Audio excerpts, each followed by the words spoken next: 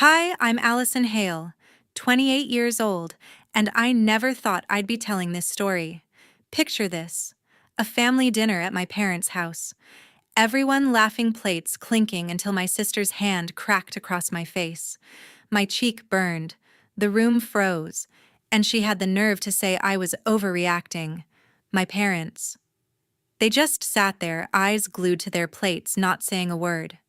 I was stunned, humiliated, my heart pounding as the silence choked the air.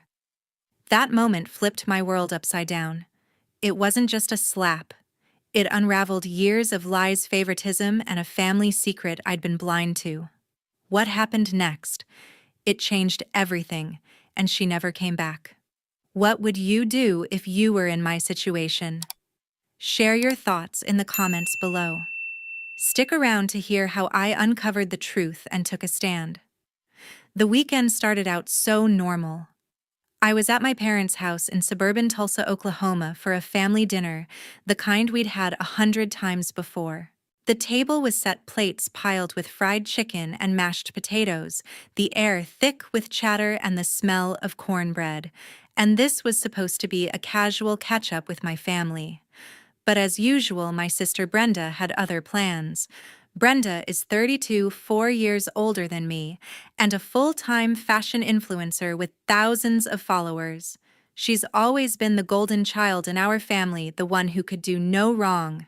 Growing up, I'd watch my mother Beverly and my father Ronald shower her with praise for every little thing: her grades, her looks, her spark.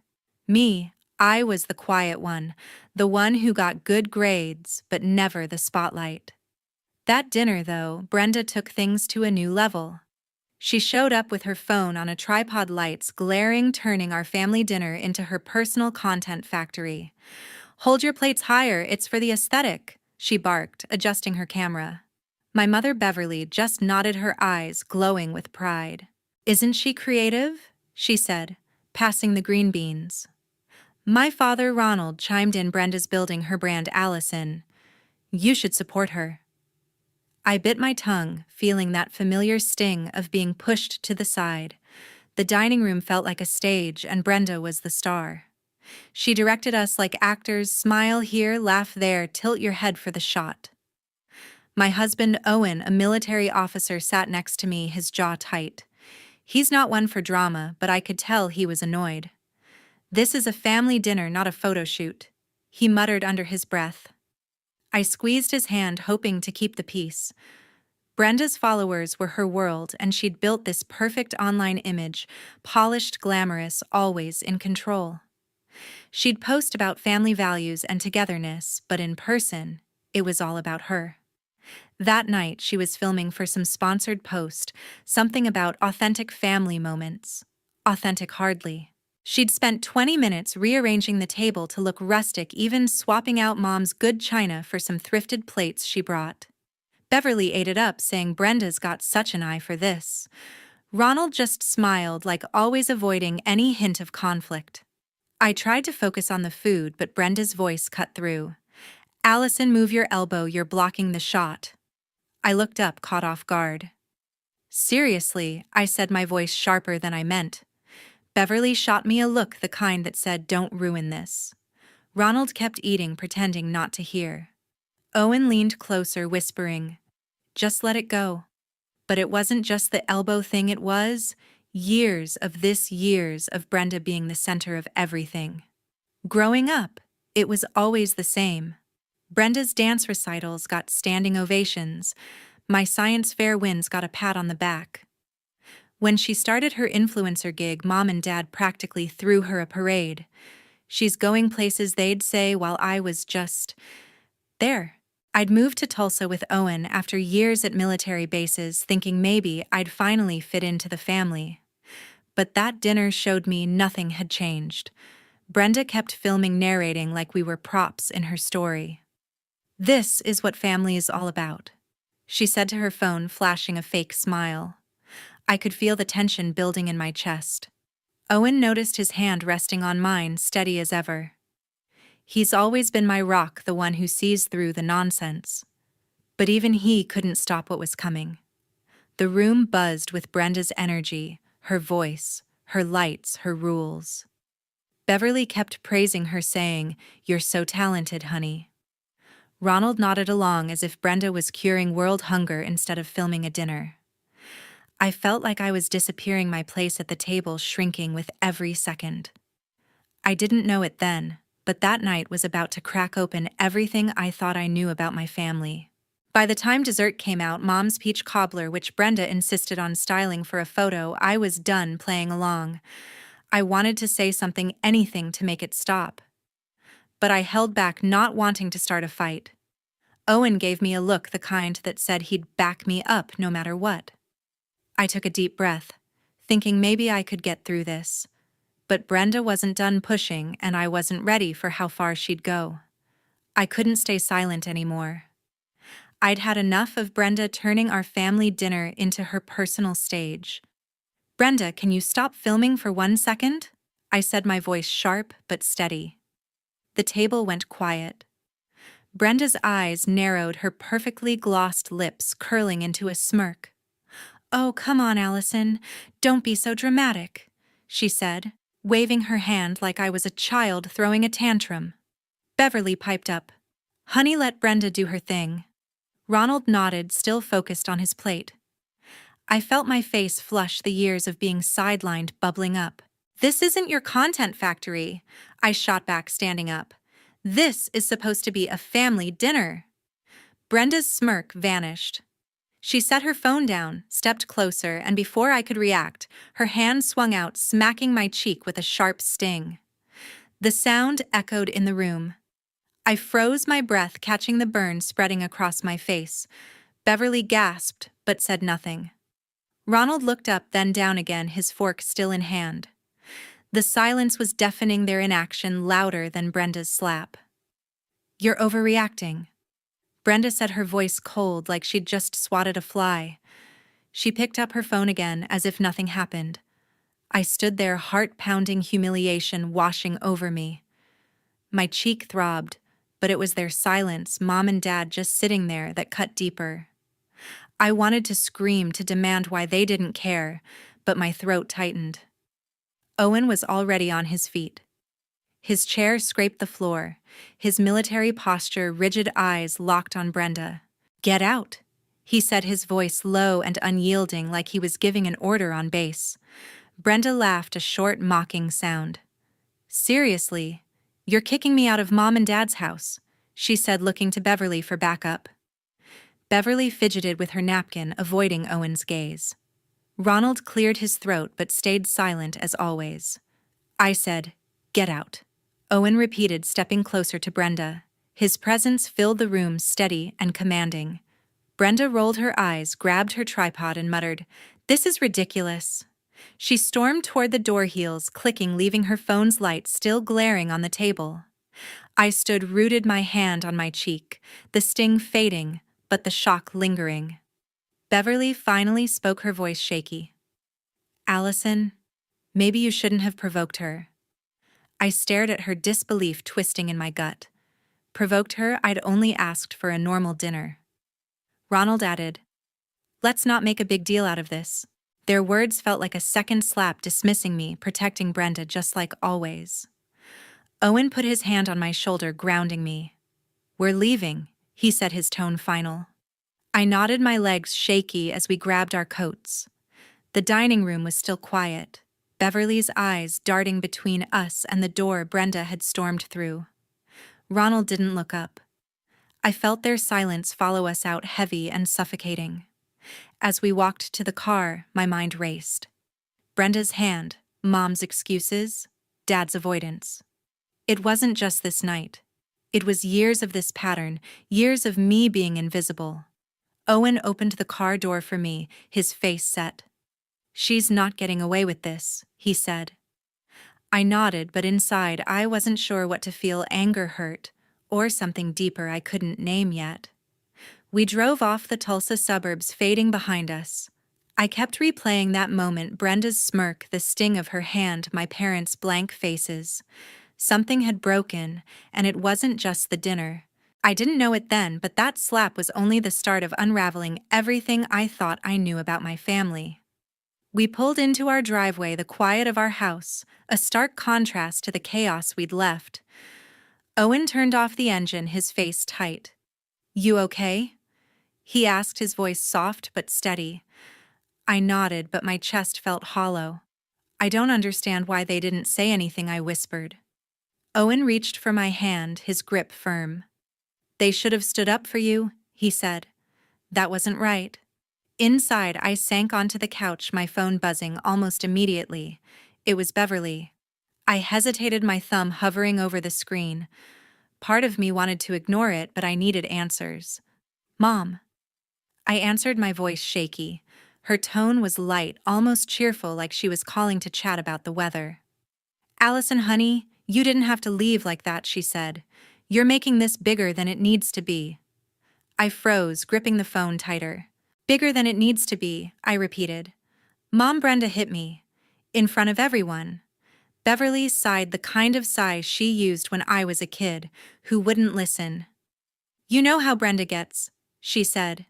"She's under a lot of pressure with her work. You shouldn't have challenged her like that. You overreacted."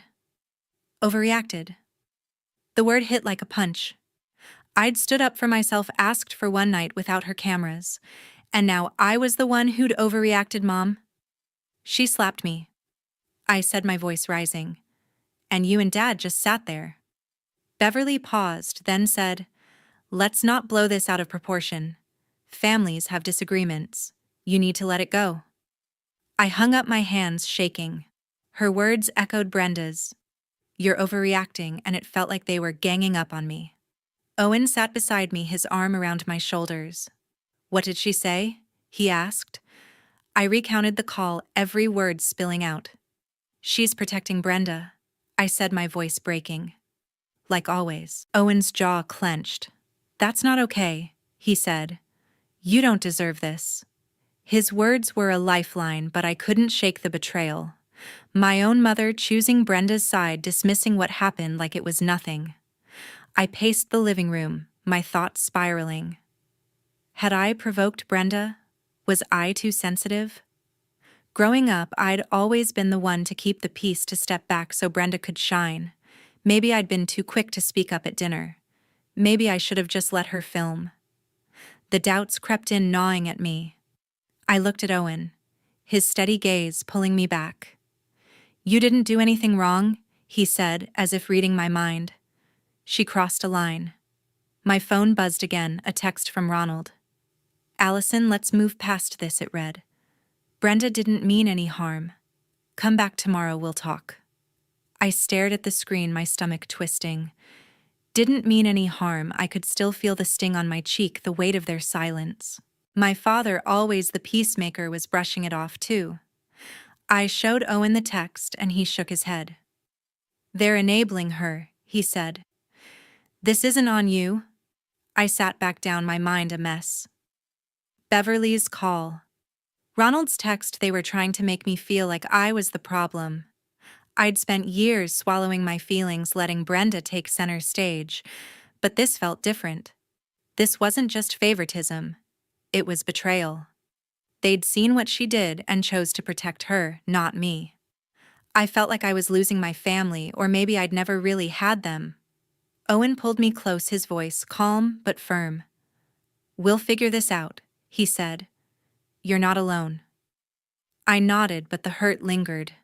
I couldn't stop thinking about Beverly's words, Ronald's texts, the way they'd dismissed me. It made me question everything, my place in the family, my own judgment. I didn't know it then, but that night was the beginning of seeing my family for who they really were. The next morning felt heavy.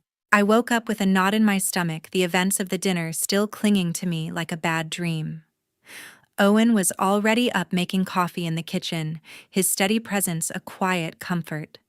I checked my phone, hoping for something, maybe an apology from Beverly, or even Ronald stepping up for once. Instead, there was a text from my father sent late last night. "Alison, it was just a misunderstanding," it read. "Brenda didn't mean to upset you. Let's put this behind us." I stared at the words, my heart sinking. A misunderstanding. She'd hit me, and he was calling it that. I showed Owen the text, my hands trembling. He's acting like it was nothing, I said, my voice low. Owen set his mug down, his eyes narrowing. That's not a misunderstanding, he said. That's them refusing to hold her accountable. I nodded, but a part of me wondered if I was blowing this out of proportion. Maybe Dad was right. Maybe I needed to let it go. The doubt crept in, twisting my thoughts. Then my phone pinged again. It was Brenda, a long message that made my jaw clench. Alison, I'm sorry if you felt hurt last night, she wrote. I was stressed, you know how my work gets. You kind of pushed me into a corner with your attitude. Can we just move on? I read it twice, my blood boiling. If I felt hurt. Her words were careful, polished like one of her Instagram captions, but there wasn't an ounce of real remorse. It was all blame shifting, making me the problem for standing up to her. Owen, look at this, I said, handing him the phone. He scanned the message, his face hardening. That's not an apology, he said. She's trying to flip this on you. He was right, but her words still stung, poking at that old wound of always being second to her. Growing up, Brenda's tantrums were always excused her bad days, her stress, her passion. I'd been taught to step aside to keep the peace. Now she was doing it again, and my parents were letting her. I paced the kitchen, my thoughts racing. Why do they always defend her? I asked, more to myself than Owen. He leaned against the counter, his voice calm but firm. Because it's easier for them, he said. They don't want to deal with her drama, so they put it on you. His words hit hard, cutting through the fog of doubt. He was right. Beverly and Ronald had always taken the path of least resistance, leaving me to carry the weight. My phone rang, and Beverly's name flashed on the screen. I let it go to voicemail, not ready for another round of her excuses. When I played it back, her voice was soft, almost pleading. Alison, your dad told me he texted you. Brenda feels awful, honey. She didn't mean it. You know she's got a lot on her plate. Call me back, okay? I deleted the message, my chest tightening. Awful. Brenda's text didn't sound like someone who felt awful. It sounded like someone covering her tracks. I sat down, staring at the table. The doubts were louder now. Had I pushed Brenda too far? Was I making too big a deal out of this? I'd spent my whole life trying to fit into my family, to be the good daughter, the one who didn't cause trouble. Maybe I'd been too quick to call her out at dinner. Maybe I should have just stayed quiet. Owen sat across from me, his eyes steady. Don't let them do this to you, he said. You're not the one who messed up. She is. His words pulled me back like a lifeline. I took a deep breath, trying to hold on to that clarity. But it wasn't easy. Beverly's voicemail, Ronald's text, Brenda's fake apology. They were all working together, making me question my own feelings. It felt like they were trying to rewrite what happened to make me doubt what I knew was true. I didn't want to believe my family could do this, but the evidence was right there in my phone. Owen reached for my hand, his grip strong. You're stronger than this, he said. We'll get through it together. I nodded, but the weight of their words lingered. I didn't know it then, but their attempts to twist the truth were just the beginning of something much bigger. I was sitting at the kitchen table, picking at a cold piece of toast, still rattled from Brenda's so-called apology and my parents' attempts to brush everything under the rug. My phone buzzed again. The notification was from my best friend Denise Cole, a text with a screenshot attached. You need to see this, she wrote. My stomach twisted as I opened the image, a post from Brenda's Instagram, her perfectly curated feed, now a stage for her latest performance. The post was a photo of Brenda, her eyes misty, sitting in what looked like her apartment with a soft filter. The caption read, "Sometimes family misunderstandings hurt the most. I'm taking time to heal from last night's drama. Thanks for your support." My jaw dropped. Misunderstandings heal from drama. She was painting herself as the victim, twisting the story to make it seem like I'd wronged her. I handed the phone to Owen, my hands shaking. She's lying to her followers, I said, my voice tight. Owen's eyes scanned the screen, his expression darkening. She's playing the martyr, he said, tossing the phone onto the table. This is what she does. Controls the narrative. I stared at the post, the likes and comments piling up. Sending you love, Brenda, one said. Stay strong, ignore the haters. Another read. Haters. Was that supposed to be me? I felt a surge of anger, hot and sharp, at how easily she'd flipped the truth. I texted Denise back. How did you find this? She replied instantly. She posted it this morning. I follow her account, thought you should know. Denise had always been my rock, the one who saw through Brenda's charm even when we were kids. She'd been at enough family dinners to know how things worked, how Brenda always came out on top. This is low even for her, Denise added. I nodded to myself, gripping my phone. Low didn't even begin to cover it. I scrolled through Brenda's post again, each word like a jab. She'd called it a misunderstanding, the same word Ronald had used in his text. It wasn't a coincidence, it was calculated. She was building a story for her followers, one where she was the wronged party, the sensitive soul hurt by her dramatic sister. I could almost hear her voice, smooth and practiced, selling this lie to thousands of strangers. My chest tightened, the betrayal cutting deeper than before. Owen, she's making it sound like I attacked her, I said, my voice rising. He leaned forward, his hands clasped. She's trying to save face, he said. Her brand's all about being perfect. She can't admit she messed up. He was right, but it didn't make it hurt less. Brenda's whole life was a performance, and now she was dragging me into it, turning our family mess into her next viral moment. I clicked on the comments, unable to stop myself. You don't deserve this, Brenda, one follower wrote. Another said, family can be so toxic. Toxic, I wanted to scream. I was the one who'd been hit, the one whose parents did nothing. Yet here she was, spinning it to make me the villain. I threw my phone down, my hands trembling with frustration. How does she get away with this? I asked Owen. He shook his head. She won't, he said, his voice steady. Not if we don't let her. Denise called, then her voice sharp with indignation. Alison? This is ridiculous, she said. She's out here playing the victim while you're dealing with the fallout. You can't let her rewrite this. I paced the kitchen, my mind racing. What am I supposed to do? I asked. Call her out online. That's her game, not mine. Denise paused, then said, You don't have to play her game, but you need to do something. She's not just lying to her followers, she's lying to everyone. I hung up my thoughts, spinning. Denise was right. I couldn't just sit here while Brenda twisted the truth, but confronting her online felt wrong, like stepping into her world of filters and hashtags. I looked at Owen, who was watching me closely. What do you think I asked? He leaned back, his military calm kicking in. You don't need to go public yet, he said. But you need to call her out to her face. She can't hide from that.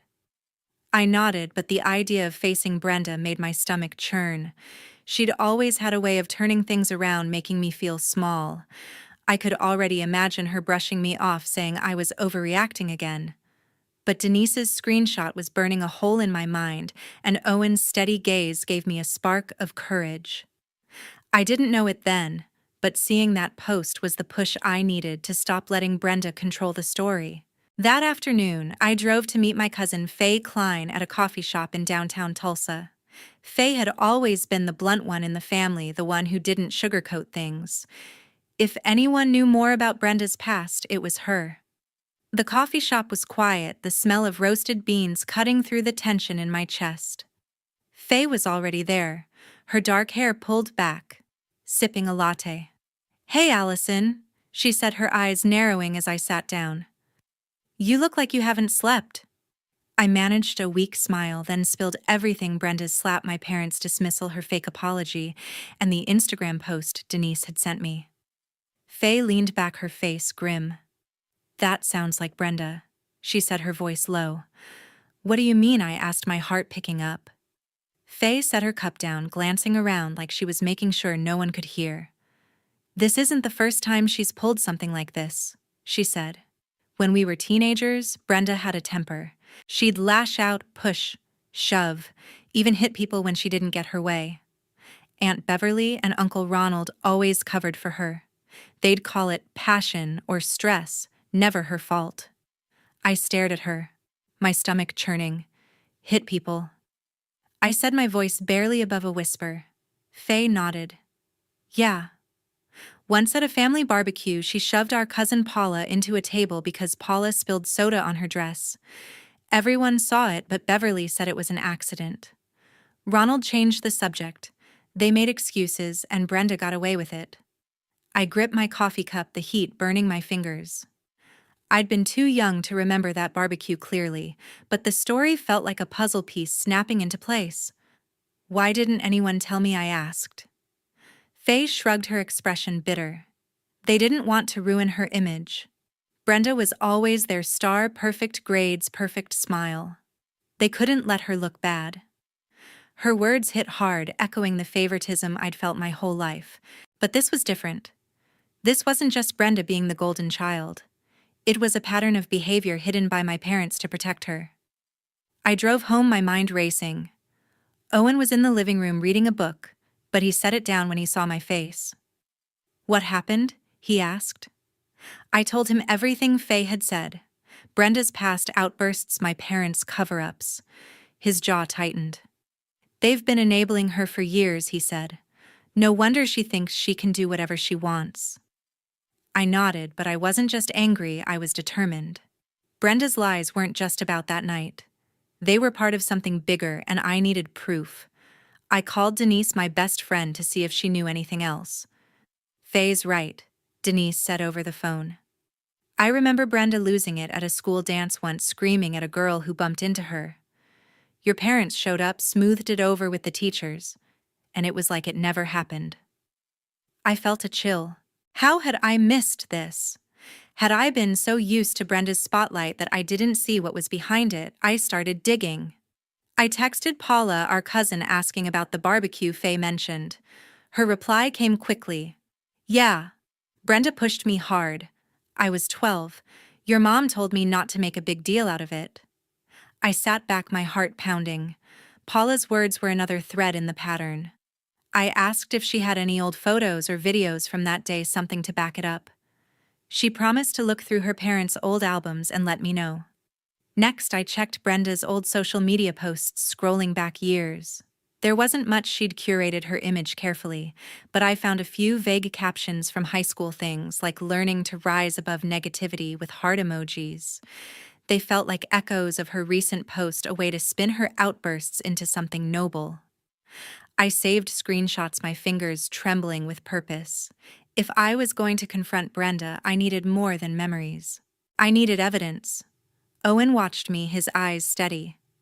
You're building a case, he said, a hint of pride in his voice. Just be careful. She's not going to like this. I nodded, but I wasn't backing down. Faye's story, Paula's confirmation, Denise's memory, they were pieces of a truth my family had buried. I didn't know it then, but gathering those pieces was the first step toward taking back my voice. The doorbell rang. I froze, my coffee mug halfway to my lips, the weight of the past few days still heavy on my shoulders. Owen glanced at me from the couch, his book set aside.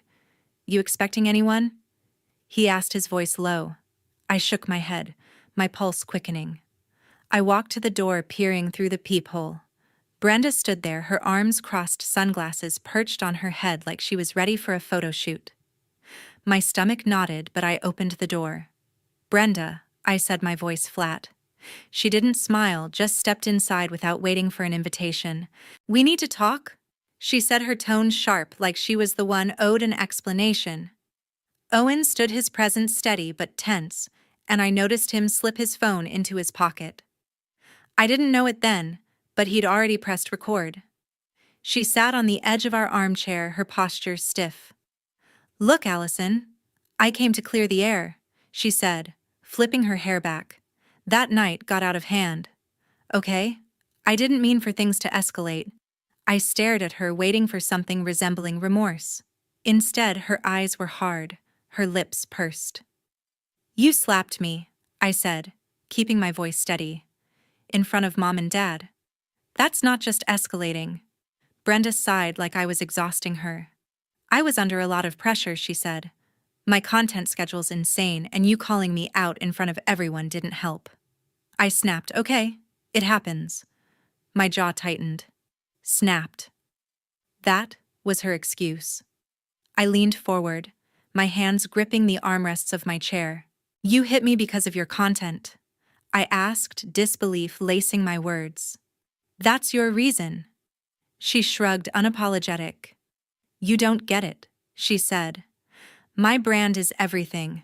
One bad day can ruin months of work. I'm not saying it was right, but you pushed me into a corner. Her words were like a slap all over again, casual and dismissive as if my pain was just collateral damage for her image. I glanced at Owen, his face unreadable, but his eyes locked on Brenda, his phone still in his pocket. You posted about it online? I said, my voice rising. Called it a misunderstanding, made yourself the victim. You didn't even apologize properly. Brenda's eyes narrowed. I said I was sorry, she snapped.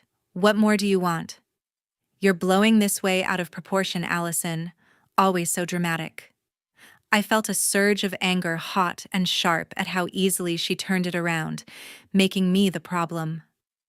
Owen stepped closer, his voice calm but firm. You don't get to decide how she feels about this, he said. You crossed a line, Brenda, and you're not even owning it. Brenda rolled her eyes, standing up. Oh, please, Owen, she said. This isn't your fight. Stay out of it. He didn't flinch, just crossed his arms. It's my fight when you hurt my wife, he said, his tone unyielding. I took a deep breath, the stories from Faye and Denise flashing through my mind. This isn't the first time, is it? I said, staring at Brenda. Faye told me about the barbecue, how you shoved Paula. Denise mentioned the school dance. You've done this before, and Mom and Dad always covered for you. Brenda's face froze for a split second, then she laughed, a sharp, mocking sound. You're digging up ancient history now, she said. That's pathetic, Alison. It's not pathetic, I shot back. It's a pattern. You lash out, they protect you, and I'm left picking up the pieces. Brenda's smile faded, her eyes cold. You're just jealous, she said. Always have been. I work hard for what I have, and you can't handle it. Her words stung, but they didn't shake me. Not this time. I'd heard enough, seen enough to know she was deflecting. Owen's hand rested on my shoulder, grounding me. We're done here, he said to Brenda. You need to leave. She grabbed her purse, her heels clicking as she headed for the door. You're making a mistake, she said, turning back to me. Keep pushing this, and you'll regret it. The door slammed behind her, the sound echoing in the quiet house. I sank onto the couch, my heart racing. Owen pulled his phone out, stopping the recording. Got it all, he said, his voice steady. I looked at him, relief mixing with the anger still burning in my chest. A letter arrived. It was late morning, and I was sorting through the mail when I saw the crisp envelope with Brenda's name on the return address. My hands shook as I opened it, revealing a typed letter from her lawyer accusing me of defamation. It claimed my false statements about the incident were damaging her reputation and brand, demanding I retract them or face legal action. My heart sank. Brenda wasn't just fighting back, she was trying to silence me. I called Owen into the kitchen, showing him the letter. His jaw clenched as he read it. She's bluffing, he said, his voice steady but angry. This is intimidation, not a real case. I nodded, but the words on the page, phrases like irreparable harm and legal consequences, felt like a weight pressing down on me. Brenda was using her resources to scare me, and it was working. I reached out to my lawyer, Sally Hart, a sharp woman I'd known since high school. Her office was a short drive from our house in Tulsa, and she agreed to meet us that afternoon. When we arrived, Sally was already at her desk, her glasses perched low as she skimmed the letter. This is aggressive, she said, her tone matter of fact. But it's thin. Defamation requires proof of false statements made with malice, Let's see what you've got to counter this. I laid out everything the recording from Brenda's visit where she admitted to the slap and showed no remorse. The screenshots of her Instagram post framing herself as the victim. Faye's story about Brenda's past behavior. Paula's confirmation of the barbecue incident, and Denise's memory of the school dance. Sally listened, taking notes, her expression focused.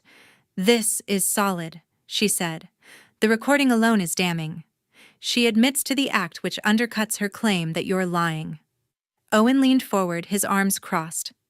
"Can we use this to shut her down?" he asked. Sally tapped her pen against her notepad. "Not just yet," she said. "We need to respond carefully, show we're not intimidated, but also avoid escalating this publicly. If she wants to play dirty, we'll be ready." I felt a flicker of relief. Sally's confidence was grounding a reminder that Brenda's threats weren't the end of the road. Back home, I sat at the dining table staring at the letter again. The accusations stung not just because they were false, but because they came from my sister. I'd spent years trying to keep the peace, but Brenda was willing to drag me through a legal battle to protect her image. Owen sat beside me, his hand on my arm. "We've got this," he said. "She's not going to win." I nodded, but the fear lingered a knot in my chest. Sally called the next day outlining our response. "We'll draft a letter demanding she drop the threat," she said. "We'll reference the recording and the witnesses, Faye, Paula, Denise, without disclosing everything. It shows we're serious, but keeps our cards close." I agreed, trusting her to navigate the legal maze. She emailed a draft by evening, and I read it carefully, impressed by its firm tone. It stated that Brenda's claims were baseless, that we had evidence proving the truth of my statements, and that any lawsuit would expose her own actions. I sent Sally a few tweaks emphasizing that I didn't want to back down. She incorporated them and sent the final version to Brenda's lawyer. Waiting for a response was torture. Every time my phone pinged, I braced for another threat. Owen kept me steady, reminding me we had the upper hand. "She's scared," he said one night as we sat on the couch. "That's why she's doing this. You're not the weak link she thinks you are." I thought about Faye's words about how my parents had always covered for Brenda. This letter felt like an extension of that, another attempt to make me the problem, to bury the truth. But I wasn't alone anymore. With Sally's expertise, Owen's support, and the evidence we'd gathered, I felt a spark of defiance. Brenda could threaten all she wanted, but I was ready to fight back. With Sally's guidance, I compiled the evidence: Owen's recording of Brenda's unapologetic admission, screenshots of her Instagram post, Faye's account of the barbecue incident, Paula's confirmation, and Denise's memory of the school dance. I drafted an email to Brenda's management company, a big-name agency that handled her sponsorships. My hands trembled as I attached the files, but I hit send knowing there was no turning back. I called Denise and Paula to our house that evening, needing their support before the fallout hit. Denise arrived first, her eyes blazing with determination. "You did the right thing," she said, hugging me tightly. "She can't keep getting away with this." Paula nodded, her face somber as she sat on the couch. "I wish I'd spoken up sooner," she said. "After that barbecue, I was scared to cross her." I squeezed her hand, grateful for their honesty. It felt like we were finally breaking the silence my family had enforced for years. Owen sat quietly, his presence steady as always. "The company will have to act," he said. "They can't ignore this kind of evidence." I hoped he was right, but the wait was agonizing. I kept checking my email, expecting a response, but nothing came that night. Instead, I shared the evidence with Denise and Paula, showing them the recording and screenshots. Denise's jaw dropped as she listened to Brenda's voice, cold and dismissive. "She really said that?" she asked, shaking her head. Paula's eyes widened. "That's her all right," she said. "Always twisting things." 2 days later, Sally called with news. The agency responded, she said, her voice calm but firm. "They're dropping Brenda. They said her actions violate their conduct policy and they're cutting ties to protect their brand." My heart raced, a mix of relief and disbelief washing over me. Brenda's whole career revolved around her image, and now it was crumbling. I thanked Sally, my voice shaky, and hung up, turning to Owen. They canceled her contract, I said, still processing it. He smiled a rare, proud grin. Good, he said. She brought this on herself. Word spread fast. Denise texted me the next morning saying Brenda's latest Instagram post, a vague rant about betrayal, was flooded with comments calling her out. Some followers had seen the agency's announcement, a curt statement about parting ways with Brenda due to recent developments. Paula called later, her voice hesitant. People are talking, she said. Cousins, aunts, even mom and dad, they're all distancing themselves from her. I leaned back in my chair, the weight of her words sinking in. Brenda, the family's golden child, was finally facing consequences. I checked Brenda's social media myself, unable to resist. Her follower count was dropping, and her usual flood of supportive comments had slowed to a trickle. A few loyal fans stuck by her, but others were blunt. You can't treat people like that. One wrote, "Own up to your mistakes," said another. I felt a pang of guilt, wondering if I'd gone too far. But then I remembered her words, her threats, her refusal to take responsibility. This wasn't about revenge, it was about truth. Denise came over that afternoon, bringing coffee and her usual blunt honesty. She's losing it, she said, scrolling through her phone. Her sponsors are pulling out, and she's posting cryptic nonsense to save face. I nodded, sipping my coffee, my mind still spinning. Brenda's world was falling apart, and while part of me felt vindicated, another part ached for the sister I'd once looked up to. Do you think she'll ever admit she was wrong? I asked. Denise snorted. Not a chance, she said. But she's out of moves now. Paula texted me later saying she'd spoken to Faye. Faye's telling everyone what Brenda did, she wrote. No one's defending her anymore. I stared at the message, a strange mix of satisfaction and sadness settling in. My parents hadn't reached out, their silence louder than ever. I wondered if they were ashamed or if they still believed Brenda could do no wrong. Either way, their absence stung, a reminder of how deep their favoritism ran. Owen and I sat down that night, talking through what came next. You did what you had to, he said, his hand resting on mine. She tried to bury you, but you stood your ground. His words were a lifeline, pulling me back from the doubt creeping in.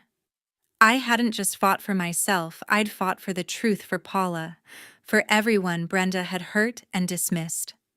Owen and I sat down one evening, the quiet of our Tulsa home, heavy with the weight of what came next.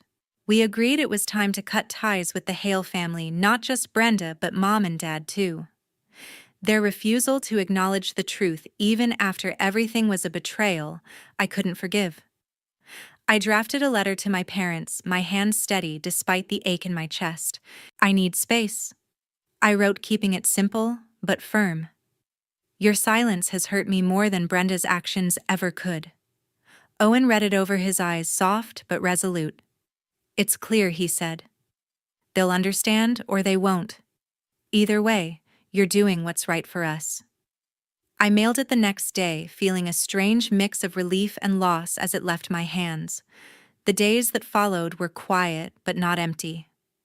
I reached out to my mentor, Captain Martin Stone, a retired firefighter who'd guided me through tough times since I joined the department. Martin had a way of cutting through noise with plain wisdom. I met him at a diner near the station, the smell of fried eggs and coffee grounding me. You've done the hard part, he said, his voice gravelly but warm. Standing up to family takes guts. Now you build what's yours. His words stuck with me. Owen and I started focusing on our life together, free from the Hale family's shadow. We planned a trip to the Ozarks, something we'd always talked about but never done. The idea of hiking trails and quiet nights felt like a fresh start, a way to reclaim our time. Denise and Paula became our anchors, checking in with calls and visits. Denise brought her usual humor, joking about starting a book club to keep us busy. Paula shared stories of her own family struggles, reminding me I wasn't alone in setting boundaries. I thought about Brenda often, not with anger, but with a kind of distant sadness. Her social media had gone silent, her once vibrant posts replaced by a blank profile. Part of me wondered if she'd ever reflect on what happened, but I knew that wasn't my burden to carry. My parents never responded to my letter, their silence a final confirmation of where I stood. It hurt, but it also freed me. I didn't need their approval anymore. Martin invited us to a barbecue at his place, a small gathering with other firefighters and their families. The warmth of their laughter, the clink of bottles, and the smell of grilled burgers felt like a new kind of family, one built on respect, not obligation. Owen fit right in, swapping stories with Martin's crew. I watched him, my heart full, knowing we were carving out something real. One night, as Owen and I sat on our porch, the stars bright above Tulsa, I reflected on what I'd learned. Protecting myself meant more than fighting back. It meant choosing who I let into my life. Setting boundaries wasn't selfish. It was survival. Brenda's actions, my parents' inaction, had taught me that tolerating harm only invites more. I'd spent years trying to fit into their mold, but now I was done. I had Owen, Martin, Denise, Paula, people who saw me not the role I was supposed to play. I leaned against Owen, his arm around me. "We're okay," he said, his voice steady. I nodded, feeling the truth of it. We weren't just okay. We were stronger. I didn't know it then, but letting go of the Hale family was the start of building a life that was truly mine.